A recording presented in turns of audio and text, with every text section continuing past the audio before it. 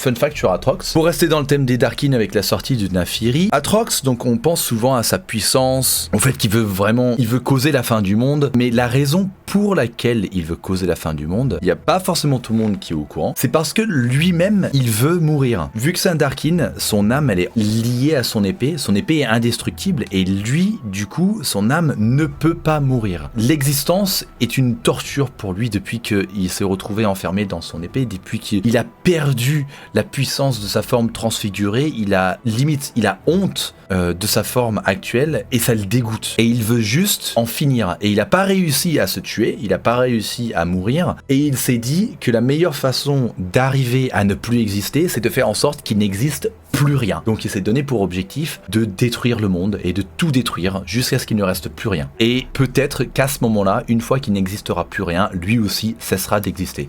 Fun fact sur Fiora, elle a déjà affronté Jax dans le lore, de manière canon. Certes, ça vient de son vieux lore, mais pour le moment, c'est du lore qui existe toujours, qui est toujours à jour. Comme vous le savez, Jax, il est à la recherche de personnes qui puissent l'aider à affronter le néant. Jax était là quand il y a le néant qui a apparu à Ikatia, c'était un des guerriers d'Ikatia, et il s'est voué d'arriver à battre le néant, de les repousser de Runeterra, et pour ça, il faut qu'il trouve les meilleurs guerriers de Runeterra. Et ça fait 3500 ans qu'il cherche. En recherchant des gens, à un moment il s'est retrouvé à Demacia, à affronter des gens, il s'est posé sur un pont, il ne laissait passer que les gens qui arriveraient à le battre en duel, ou il laissait passer les gens qu'il jugeait assez forts. Et après avoir démonté plusieurs soldats démaciens, à la fin de l'histoire qui raconte ça, il y a Fiora qui arrive et Jax se dit « Enfin un adversaire de valeur !» Basé sur ce duel, il y a une vidéo qui a été faite par des fans où il y a Fiora et Jax qui se battent en duel. Et il y a Gragas et Twisted Fate qui font des paris pour savoir qui c'est qui va gagner. Elle est plutôt classe cette animation.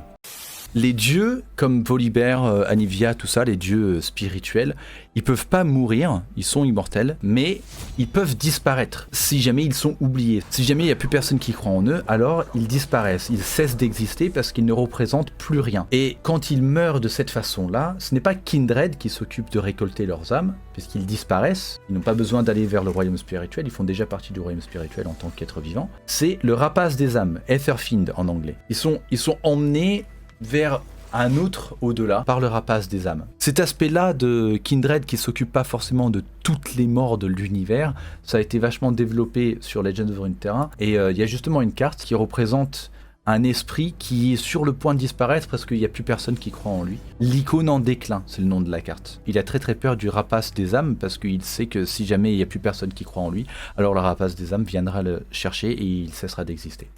Fun fact sur Viktor. Viktor, il a un peu commencé sa carrière d'inventeur à Piltover auprès de Jace. Il bossait, il travaillait côte à côte avec Jace. Ils sont tous les deux des inventeurs très très compétents. Et avec le temps, Viktor, il a voulu... Donc, le but de Viktor, c'était de trouver une façon de permettre aux travailleurs de zone d'éviter de se blesser. Et disons que sa façon de procéder n'a pas trop plu à Jace, et au final, ils se sont affrontés. Viktor avait besoin d'un cristal Hextech que détenait Jace, et ils se sont tous les deux battus carrément dans un laboratoire pour pouvoir récupérer ce cristal Hextech. Finalement, il me semble qu'il y a une énorme explosion, les deux sont partis chacun de leur côté. Mais pour les Piltoviens, vu que l'histoire est écrite par les vainqueurs, les Piltoviens, eux, ils ont dit que Jace avait réussi à terrasser le vilain Viktor. Et maintenant, il y a une fête en l'honneur de Jace et sa victoire sur Viktor.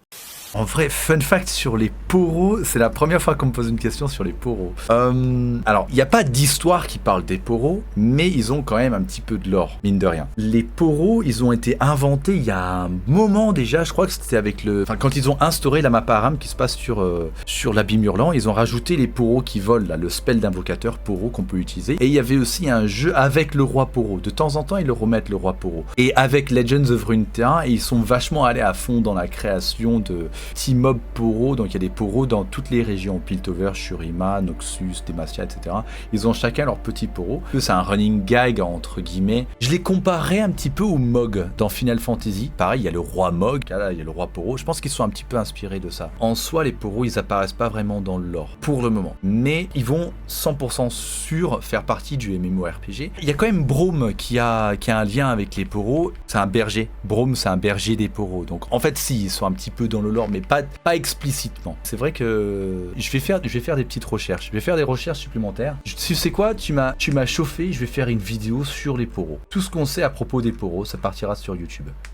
Fun fact sur Volibear. Volibear, il a plusieurs représentations. Et qu'est-ce que je veux dire par représentation? C'est ce qu'on pourrait voir dans ses skins. Notamment le skin Thousand Pierced Bear, donc l'ours aux 1000 pics, c'est aussi un skin canon. Et en fait, c'est une représentation de Volibear un petit peu sombre. Et en fait, il y a certains chamans du Freljord qui le voient comme ça, qui l'imaginent comme ça. Et donc du coup, il apparaît sous cette forme-là pour eux. Il n'a pas forcément cet aspect de grand ours blanc, etc. Comme c'est un dieu spirituel, il apparaît tel qu'il est dans l'esprit des gens qui le vénèrent. Ça vaut a priori pour tous les dieux spirituels. Du coup, pareil pour Ornn ou pour Anivia. Sauf que pour Ornn ou Anivia, ils n'ont pas forcément 1 million de représentations différentes. Volibear, il est vu comme étant la représentation de la nature sauvage du Freljord, mais pas que. C'est aussi une bête féroce, assoiffée de sang pour certains, et donc du coup, l'ours aux 1000 pics, c'est un petit peu ce concept-là. Fun fact sur Sion, quand il n'y a pas besoin de lui sur le champ de bataille, il est enfermé dans son tombeau, plus ou moins. Il y a plusieurs histoires qui parlent de ça, mais globalement, il y en a une dans laquelle il est littéralement enfermé à l'intérieur d'une statue. Enfin, ils ont construit une statue autour de Sion. En gros, quand il y a besoin de lui sur le champ de bataille, il est sorti en mode berserk, arme de dernier recours, parce qu'en fait, il massacre alliés comme ennemis, parce qu'il est trop fou. Et sinon, quand il n'y a pas besoin de lui, il est gardé enfermé dans une espèce de tombeau, et il est seul avec sa pensée. Vu que il a pas besoin de manger, c'est un mort-vivant, donc il a besoin de rien, mais il reste seul avec sa folie de mort-vivant, en fait. Et c'est gênant pour lui. Un petit fact supplémentaire sur Sion, du temps de son vivant, avant d'être un zombie, c'était la main de Noxus. Donc il avait le même rôle que Darius il a aujourd'hui. Vu que c'était un général des armées, c'était un très très grand guerrier, c'était la main de Noxus. Fun fact sur Olaf. La raison pour laquelle il se lance corps et âme dans le combat, c'est parce qu'il y a eu une prophétie à propos de lui, comme quoi il allait mourir une mort paisible dans son lit à un vieil âge, et c'est la pire des hontes dans la tribu de Olaf. Olaf, il a vraiment pas envie de mourir d'une mort paisible. Il a envie de mourir au combat pour accéder à l'honneur posthume, comme les Vikings, quoi. Comme le Valhalla des Vikings. C'est directement tiré de la mythologie nordique. Et dans les histoires concernant Olaf, il se jette comme un abruti dans la gueule de monstres, littéralement. Notamment, il y a une histoire où il est à Bilgewater, au moment où il y a une nuit de l'horreur. Donc il y a la brume noire qui arrive, et non seulement une bête des profondeurs de Bilgewater, qui sont, si vous connaissez un petit peu les images des bêtes des profondeurs de Bilgewater, immenses, avec des très grandes dents et très dangereuses, mais celle-là, elle s'est fait ramener à la vie par la brume noire. Et donc du coup, c'est un spectre d'une bête des profondeurs. Et quand il voit cet énorme spectre qui fait genre 30 mètres de long, sa première réaction c'est « Enfin, je vais pouvoir mourir !» Et il se jette dessus avec ses deux haches. Ces deux haches qui sont faites en glace pure arrivent quand même à déchiqueter le monstre, et au final, il arrive à le battre. C'est juste n'importe quoi. Du coup, le lore de Olaf, c'est un petit peu une blague, mais si cette prophétie est vraie, ça veut dire que Olaf ne peut mourir contre aucun ennemi. Et donc du coup, ce serait potentiellement la personne la plus forte du lore. Et évidemment, c'est une bonne grosse blague de chez Riot. Les Bakai, c'est des gens qui ont tenté le rituel de l'ascension et pour qui ça n'a absolument pas marché. Ça les a transformés en des créatures difformes, comme lui là. Lui, clairement, ça se voit, il a des plumes et de la peau reptilienne et tout. En règle générale, l'Empire Shurimien les exécutait pour leur éviter une éternité de souffrance. Mais il y en a certains qui ont pu s'échapper et qui ont continué de vivre cachés à travers Shurima, notamment celui-là. Il y en a quelques autres. Là, il y en a un autre. Ils n'ont pas obtenu les pleins pouvoirs d'un transfiguré, ils ressemblaient un peu à rien, et ils sont devenus fous aussi, accessoirement. Ils ont perdu la tête, ils ont gagné des pouvoirs, mais c'est pas devenu les êtres divins. C'est la gloire à l'état pur, en fait, les transfigurés. Et les Bakai, ça a échoué. On a raté. Ils sont pas forcément corrompus, mais ils sont tout cassés, quoi. Ils étaient exécutés de base. Il y en a certains qui ont réussi à s'échapper, et le monstre contre lequel Xanté s'est battu, c'était un Bakai, mais c'est un Bakai récent, dans le sens où Xerath, après qu'il soit revenu, Xerath, il a réussi à mettre la main sur un disque solaire. Je pense que c'est l'ancien disque solaire de Nerimazet. parce qu'il y a une histoire dans laquelle il se bat contre Panthéon proche de ce disque solaire. Donc je pense qu'il a réussi à mettre la main dessus et il se crée une armée. Il utilise des monstres et des bêtes sauvages pour leur faire le rituel de l'ascension. Ce ne sont pas des humains, mais donc du coup il obtient forcément que des Bakai. Et le monstre contre lequel Xanthé s'est battu, c'est un Bakai de ce genre. Il y a plusieurs disques solaires. En fait, il y avait un premier disque solaire, mais il a été détruit et ils en ont construit un deuxième. Alors, il s'est effondré sur lui-même et ils ont construit un deuxième là où se trouve Azir actuellement. Et donc je pense que Xerath, il a récupéré l'ancien disque solaire. Et il l'a réparé, mais il est toujours cassé. Donc du coup, il fait le rituel de l'ascension, mais ça foire à chaque fois parce que le disque solaire, il marche pas bien. Et en plus, il le fait sur des bêtes à la place de le faire sur des humains.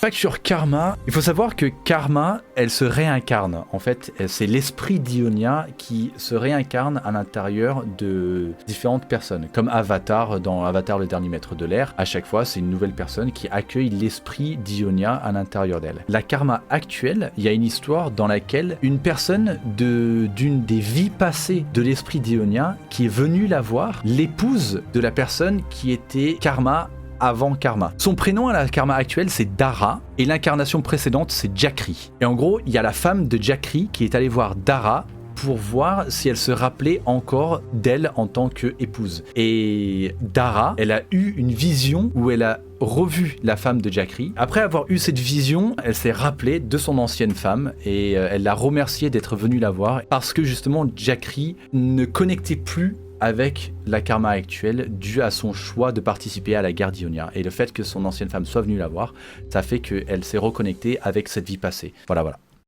J'ai eu une idée de champion. En faisant ma vidéo sur le rapace des âmes, j'ai pensé à un champion qui pourrait sortir, qui serait incroyable. Ce serait un dieu oublié. Parce que le rapace des âmes, comme j'ai expliqué dans ma vidéo sur le rapace des âmes, c'est un petit peu le Kindred pour les dieux. Mais pas que. En fait, c'est la seconde mort. C'est l'oubli éternel. Et je me suis dit que ce serait bien un champion qui soit un dieu qui a été oublié par tout le monde et qui aurait été récupéré par le rapace des âmes, qui aurait cessé d'exister, mais que ce soit un dieu des îles obscures. Et la raison pour laquelle ce dieu avait cessé d'exister, c'est parce que tous les gens des îles obscures qui le vénéraient, ils ont été oblitérés par la brume noire, ils sont devenus des spectres qui n'ont plus conscience de qui ils sont et de leurs souvenirs et tout ça. Et grâce à Gwen et les sentinelles qui essayent de se débarrasser de la brume noire et de combattre la brume noire, ils auraient pu faire revenir des gens de leur état de spectre vers leur ancienne vie. Et de ce fait, ces gens, ils se seraient rappelés de qui ils étaient, ils se seraient rappelés de leurs croyances. Et avec le rappel de leurs croyances, cette divinité spirituelle qui existait aurait pu revenir doucement à la vie, recommencer à exister petit à petit. Je me suis dit que ce serait une pure idée de champion.